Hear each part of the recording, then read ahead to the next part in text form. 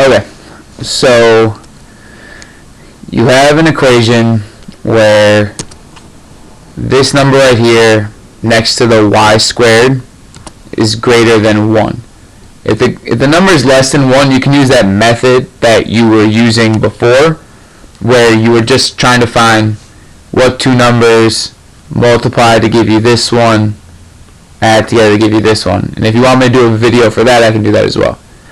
So what he was saying was that you need to multiply together your A and your C term. So my handwriting is going to be a little bad because I'm using my keyboard pad to do this. So A times C. So my A term is that 4 right here. So this is the A term, A, and this is the C term. Okay? So that's 4 times, make it a little bigger, times negative 15. Okay? So I'm just taking this number right here and this number right here and multiplying them together. Okay? So the one with the y squared, or the x squared, and the one without a variable. So just these two. Okay, so A in red, C in purple. Okay, then what I'm trying to do is I know that the two numbers I get, they have to add up to this 4 right here. Okay? So I'll come back to that in a second. Okay? Basically what he's saying is, after you multiply these together, you get negative 60. That looks terrible, but you get the point. Negative 60. Okay, now what he's saying is, whatever factors you get from this number, that the one that is the correct pair of factors has to add up to 4. Okay? So then we just start listing factors of 60. And we know one of them has to be negative. So that's the thing that, like, I can't necessarily help you with, is the idea that if you need a negative number, one of your numbers has to be positive, one of your numbers has to be negative. Okay? So I'm going to work it through here and show you each one. So you got negative 2. Actually, I'll type these. 1 second.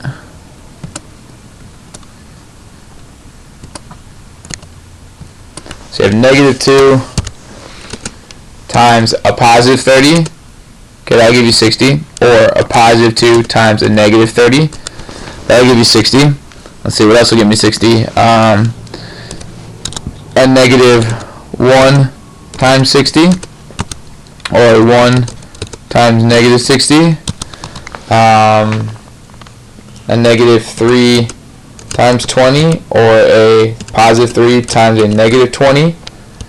4, negative 4 times 15, or a positive 4 times a negative 15. As you can see, there's a lot of factors for 60. But what we can do right now is we can go through these ones and go, none of these are going to add up to 4. Okay, not even close. Like these ones, they'll give you 11, positive 11, negative 11. So let's keep going. 5 times 12, or sorry, negative 5 times 12, and positive 5 times negative 12. Again, if we add those together, this one's going to give you, this will give you positive 7, and this will give you negative 7. So those aren't going to work, because again, we're shooting for this green number. We want them to add up to 4. Okay, we already know like these ones all don't work either. So we got to keep going with our factors. And this is the hard part, is finding those factors. But the way the teacher wants you to do it, you've got to be able to find the factors 2 separate times. This one will only require you to find the factors once. Okay? So it could be negative 6 times positive 10, or 6 times negative 10. Let's check these ones. 6 times 10, negative 6 plus 10 is 4. Okay, and 6 plus negative 10 is negative 4. So we got the 4 we wanted. Okay, but now we need it to be this positive 4 right here. So the pair that's going to work for me is this green pair right here. Okay? This green pair right here. That's what's going to get me to this number. Okay? So again, I multiplied my 4 times my negative 15, and I got this negative 60. Alright, and that's what starts off this whole pattern. Because now, I'm trying to find what numbers will multiply together to give me negative 60. I went through all these pairs right here, and finally got to negative 6 times 10, which gives you 4. Okay? The rest of these are all factors of 60, but they don't give me the 4 that I want. Okay, I want to figure out which pair gives me this middle number. Okay, after I have that, I know that these two numbers are part of the equation. Okay, so I'm going to type in right here negative 6y and a positive 10y. Okay, I know that both those numbers are part of my equation. Now, I know that works because right here, negative 6 plus 10, that gives me positive 4y. So that's where this 4y comes from. Now after I do that, change my text to blue, I'll bring down these other ones. So 4y squared minus 6, and I'll bring down this negative 15 out here as well. Okay? So these just came from taking this straight down, bring it back in, taking this straight down and bring it in. So hopefully by there you're not too lost. Okay? Again, I'm just going to keep repeating it because I do talk kind of fast. This number times this number, your A times your C, will give you a number over here. So in this case, negative 60. And then we're just trying to find factors of negative 60. That's all we're doing. What two numbers multiply together give me negative 60? Okay. The hard part is finding the two numbers that will give you 4 when they're added together. And it's not always 4, it's just whatever number's the B term, the one in the middle. Okay? So whatever is the B term, the one with a single X or a single Y. Okay, so once you list all of these terms over here and you get to the one that adds to 4, you just attach a variable to both of them. So in this case it was negative 6y, and in this case it's 10y, and then you just bring down the other two. Now here's the part we were just talking about. Okay, I'm going to group these now. Here's a pair, and here's a pair. Okay, if you can get to this point, we can do something from there.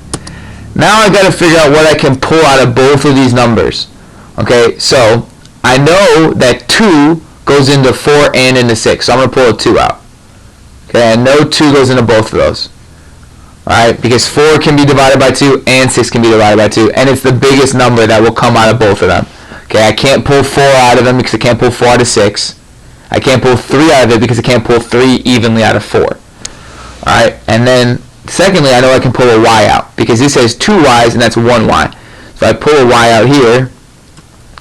Okay, and then I know what's left over. So 4 divided by 2 is 2. I pulled out a 2 here, and I pulled out a y, so I have 1 y left. Okay? Now since I pulled out a 2, that basically means I divided both of these by 2. Okay, this will be just 3 left over. Okay? Now I go to this one. What can I pull out of both of these? I can't pull out a y because this one doesn't have a y. But I can pull a number out.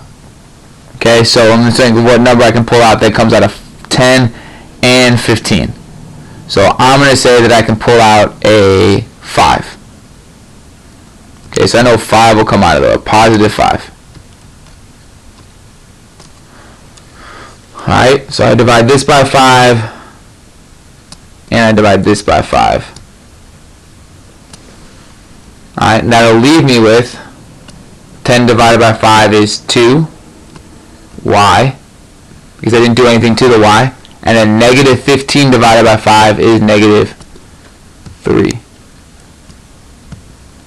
Notice that if you do this right, both of these on the inside will be the exact same. Okay, we got 2y minus 3 for both of them. Okay? So the way then we get our final answer is that we now have to we combined this term with this term. So I'm going to get this for my final two factors, and then I'll have to solve them. 2y plus 5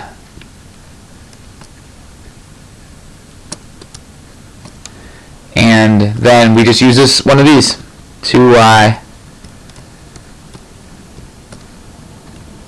minus 3. Okay, so that's how you get your two factors. Then from there, you can solve. And I think that you know how to do that just fine. You just set up the equations like this. 2y plus 5 equals 0. And then 2y minus 3 equals 0. And you can solve from there. I'm not going to go over this part because I think you know how to do that. I think it's just getting to here that you're struggling with. Okay, so I'm going to try to recap it really quickly. So you got first step right here, multiply a and c together. Second step right here, write out your factors so that you can figure out which factor added together will give you this b term. Once you have those, you go to here and you attach a variable to both those terms, so that -6 got a y and that 10 got a y. And then we bring down the other parts, and then we have to start figuring out what can we pull out of them. Okay, and once you pull the terms out, I have these down here and then I can solve. That's the easiest way I know how to do it, because if you keep practicing it, I can kind of walk you through it. So the next thing I would want you to do is to watch it again, see if you understand, and then call me back and we'll walk through a problem together to see if you can do it. Okay? Hopefully this helps.